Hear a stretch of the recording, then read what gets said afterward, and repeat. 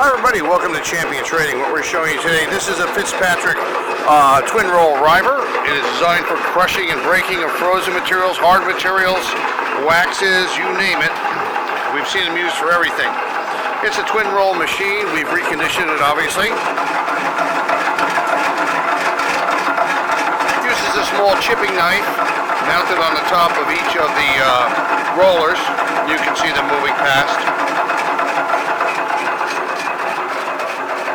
Has a sleeve type bushing, bronze bushings, all new. 7.5 horsepower, US motors, synchro gear drive. We can adjust the legs to any height you need and provide any extra features you're looking for. Custom modifications are always available. We'll give you